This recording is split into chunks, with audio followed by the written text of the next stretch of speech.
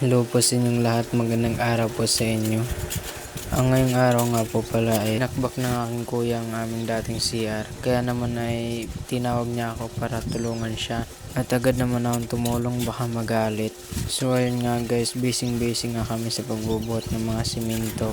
Isa nga pala yung CR dati. Sinira nga pala ni kuya yan dahil may ginawa ng bago.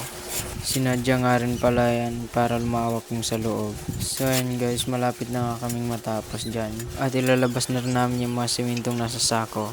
At pagtapos namin may labas yung mga sako ay may natira pang mga simento. Kaya naman ay pinalo niya ulit yung martilyo. At para naman ay matapos na agad. At ako naman ay tamang video lang kay kuya. At ayan na nga guys, malinis na. Si kuya pa rin yung nagmamap at ako ay nakabidyo lang. Buti naman at hindi siya nagagalit. At habang nagmamap si kuya, ako naman ay tinatanggal ko yung mga alikabok sa bahay. At hinugasan ko na rin yung mga pinagkainan namin. At habang naghuhugas ako ay dumaan si kuya at ito ang sinabi niya. Kailan lang magpakita sa video pero sa totoong buhay hindi.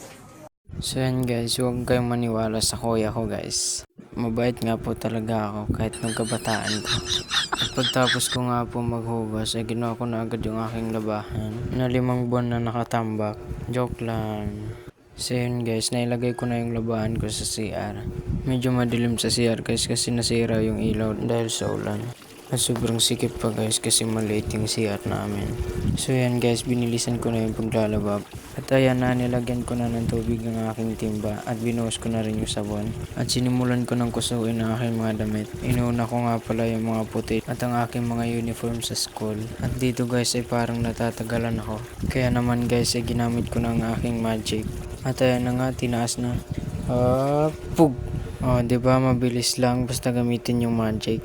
At pagtapos kong gamitin ang magic ay sinampay ko na agad. At binilisan ko na nga rin pala yung pagsampay kasi nagugutom na rin ako. Buti na lang nagamit ko ang aking magic. At kung hindi baka abutin ako ng gabi sa paglalaba. Diba ganyan yung mga lalaki maglaba.